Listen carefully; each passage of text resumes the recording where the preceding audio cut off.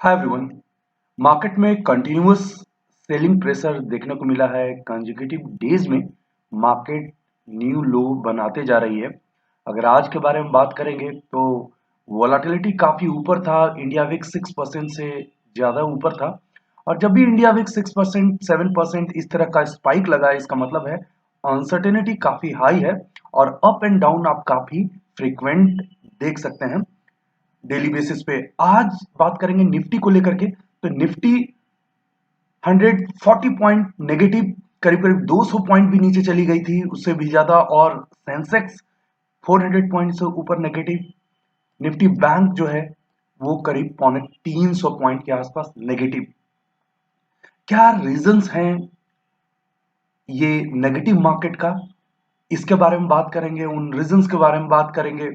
और साथ ही साथ निफ्टी के अगले सप्ताह क्या मोमेंटम हो सकता है, क्या डायरेक्शन हो सकता है, उसको लेकर के भी निफ्टी का चार्ट एनालिसिस करेंगे आज। अब तक अगर मैं बात करूं तो यूरोपियन मार्केट भी नेगेटिव नजर आ रहा है। डैक्स नीचे, कैक नीचे, और लंदन स्टॉक एक्सचेंज पे जो इंडेक्स है फुटसी एफटीएसई, वो भी नेगेटिव नजर आ रहा है।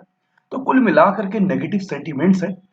तो सबसे पहले बात कर लेते हैं कि आखिर वो कौन से रीजंस है जिसके कारण ये मार्केट नेगेटिव हो गई है। तो सबसे पहले मैं आपको रीजंस बताऊंगा। रीजन नंबर 1 की आखिर इन करीब करीब 4 दिनों में 8 लाख करोड़ से भी ज्यादा का नुकसान इंडियन इन्वेस्टर्स को क्यों हो चुका है। तो सबसे पहला पॉइंट जो आ रहा है, जैसा कि मैं अभी बात कर रहा था, ग्लोबल मार्केट में सेल ऑफ देखने को मिला है। अगर आप यूएस मार्केट के बारे में बात करेंगे तो कंसेक्यूटिव 5 डेज मार्केट गिरते रही है।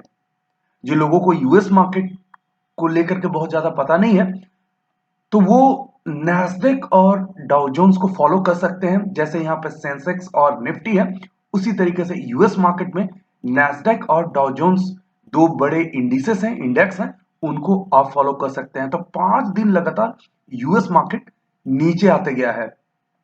और उसका सबसे बड़ा रीजन यह है कि जो बॉन्ड यील्ड है वो तेजी से ऊपर जा रहा है। और जब बॉन्ड यील्ड तेजी से ऊपर जाएगा तो इक्विटी में साफ साफ सेल ऑफ देखने को मिलता है। पोर्टफोलियो जो है वो रिस्की इन्वेस्टमेंट्स जो होते हैं उससे शिफ्ट होता है लेस रिस्की इन्वेस्टमेंट की तरह। जैसे आप बोल सकते हैं कि इक्विटी से बॉन्ड की तरफ इन्वेस्टमेंट शिफ्ट होता है, तो इक्विटी में सेल ऑफ देखने को मिलेगा। तो ये चीजें जो है वो आपको समझनी होगी कि ओवरऑल ग्लोबल मार्केट जो है वो इंडियन मार्केट को भी ब्लीड करने पे मजबूर कर रहा है। 5 दिन यूएस मार्केट नीचे थी, तो इंडियन मार्केट भी 4 दिन लगातार नीचे होते हुए नजर आई है। कुछ और पॉइंट्स के बारे में बात करते हैं, देखते हैं कि आखिर वो क्या पॉइंट्स है। तो सेकेंड पॉइंट के बारे में बात करता हूं। तो सेकेंड पॉइंट जो मुझे नजर आ रहा है वो है फिनेंशियल टाइटेनिंग। अब फिनेंशियल टाइटेनिंग क्या है वो समझते हैं। जनरली यूएस में फेडरल रिजर्व है जो मॉनेटरी पॉलिसी को मैनेज करती है। इंडिया में आरबीआई है जो एवरी 2 मंथ्स में अपनी मॉनेटरी पॉलिसीज को लेकर के आती है और repo rate, reverse repo rate, bank rates को लेकर के बातें करती है। तो एक्चुअल में आपको ये पता होना चाहिए कि जब से लॉकडाउन हुआ था तो लिक्विडिटी क्रंच हो गई थी। तो लिक्विडिटी क्रंच का जब सिचुएशन होता है तो ग्रेजुअल लिक्विडिटी प्रोवाइड की गई थी सिस्टम में, इकोनॉमी में। अब एक बार जब ओवरफ्लो ऑफ लिक्विडिटी है तो धीरे धीरे टैपरिंग होती है, धीरे धीरे उस लिक्विडिटी को नॉर्मल किया जाता है। तो इंडिया में भी वही सिचुएशन चल रहा है। यानी रेट्स कट जितने ज्यादा हुए थे वो अब धीरे धीरे ग्रेजुअली रेट हाई किए जाएंगे ताकि मार्केट में लिक्विडिटी बहुत ज्यादा न रहे और इकोनॉमी बैलेंस रहे। तो जैसे ही रेट हाइक करने की बात होती है, एक इन्फ्लेशन का मैसेज आता है इकोनॉमी में और उसके बाद मार्केट नेगेटिवली रिएक्ट करती है। और स्पेशली अगर आपको जो बात कर रहा हूं मैं, ग्रेजुअल लिक्विडिटी नॉर्मलाइजेशन, उसके लिए जो कॉल मनी मार्केट, जो कॉल मनी रेट है, नोटिस पीरियड रेट भी आप जानते होंगे, जो मनी मार्केट के दो टाइप्स होते हैं। तो कॉल मनी रेट जो है वो सर्ज हो गया है, बढ़ गया है।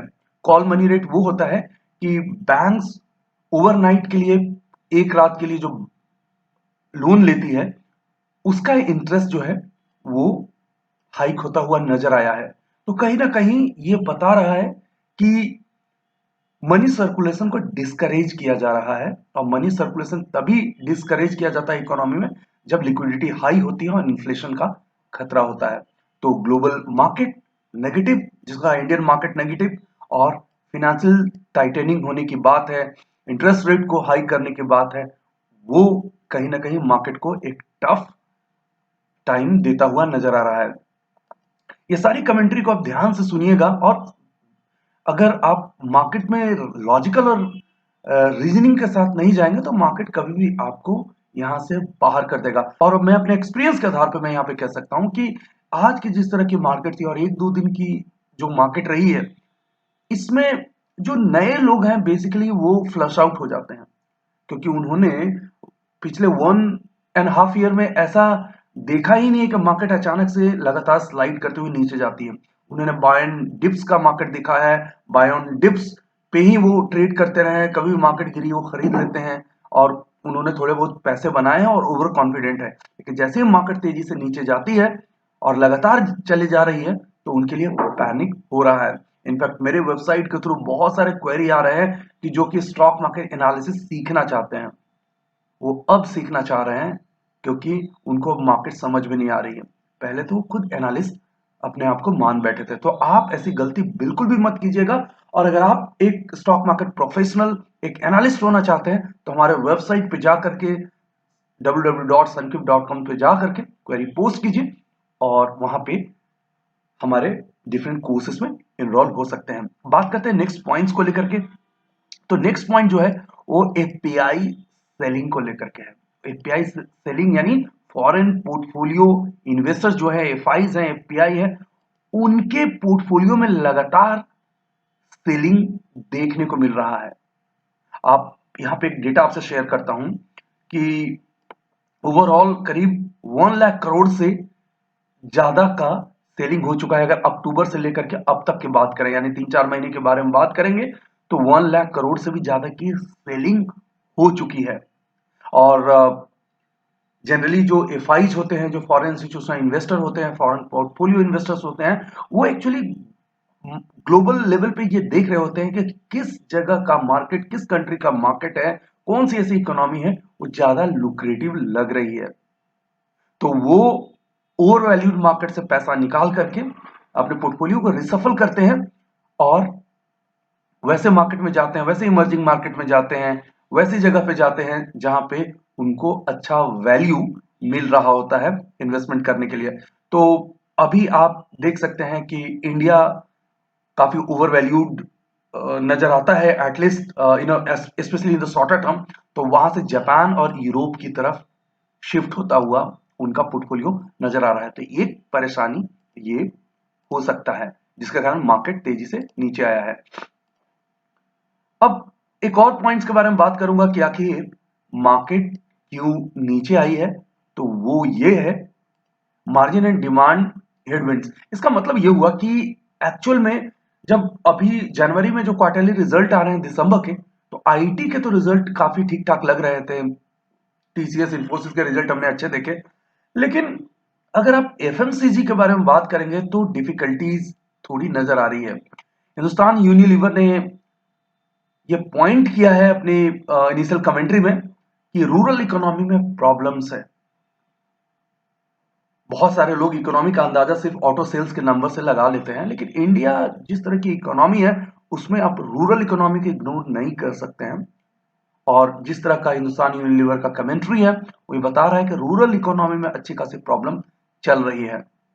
इनफैक्ट बजाज फाइनेंस का भी एक कमेंट है कि वो ये बता रहे हैं कि जो लो इनकम कंज्यूमर है अर्बन एरियाज में, शहरों में वैसे लोग जो थोड़ा जिनकी कमाई थोड़ी कम है, वो अभी भी पैंडेमिक से जूझ रहे हैं।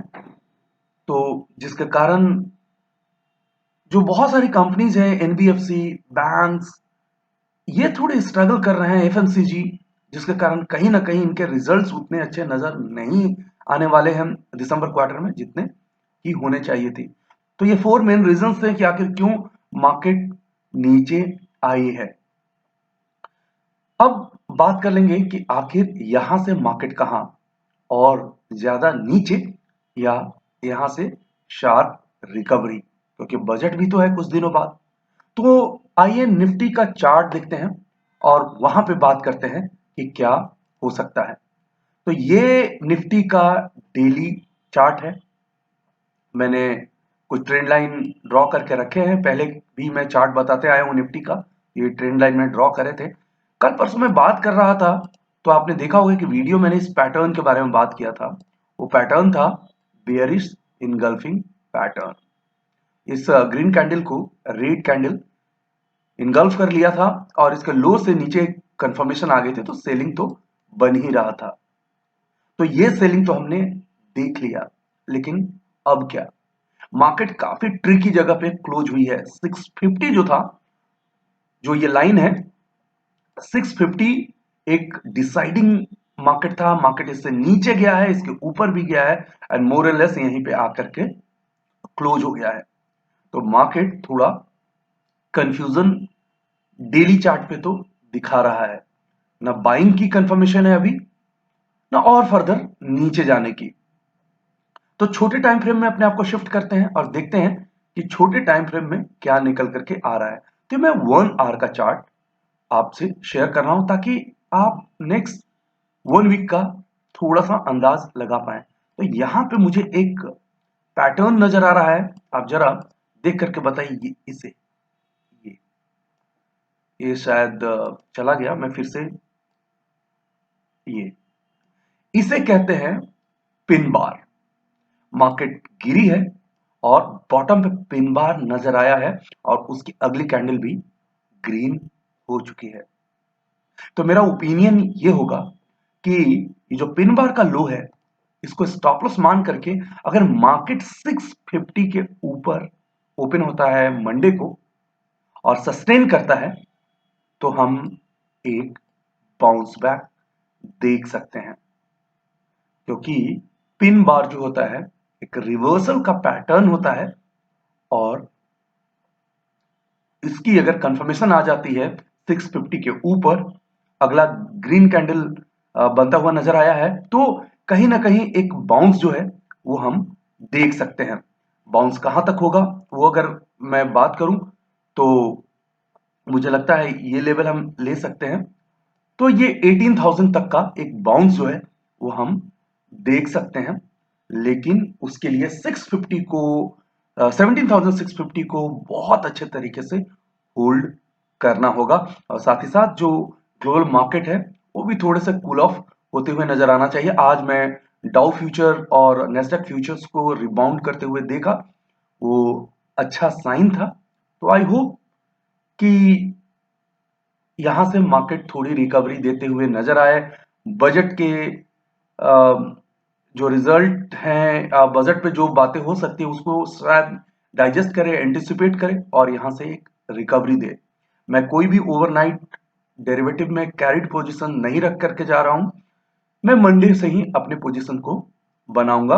अगर रिवर्सल मुझे आता है तो मैं बुल पुट स्प्रेड बनाऊंगा, यानी इस लेवल के नीचे के पुट ऑप्शन सेल करूंगा और उसके नीचे कुछ पुट ऑप्शंस बाय करके अपने मार्जिन को कम करूंगा प्लस अपने आप को हेज करूंगा। होप ये वीडियो आपको पसंद आया होगा। कमेंट सेक्शन में जाकर के जरूर बताएं और आप किस टॉपिक पे वीडियो चाहते हैं मुझे जरूर वहां पे पिंग करें। साथ ही साथ आप इस तरह की एनालिसिस और डेली बेसिस पे मुझसे बात करना चाहते हैं, मेरी बातें सुनना चाहते हैं लाइव मार्केट में स्टॉक मार्केट अपडेट्स और एनालिसिस को लेकर के, तो हमारा फ्री टेलीग्राम चैनल ज्वाइन कर लीजिए। उस टेलीग्राम चैनल का लिंक डिस्क्रिप्शन बॉक्स में नीचे दिया गया है, या टेलीग्राम में जाकर के आप सनफिप कैपिटल सर्च कर सकते हैं। Thanks for watching, take care. Video को लाइक करें, शेयर करें, सब्सक्राइब करें और आने वाले वीडियोस के नोटिफिकेशंस के लिए बेल आइकन को दबाएं।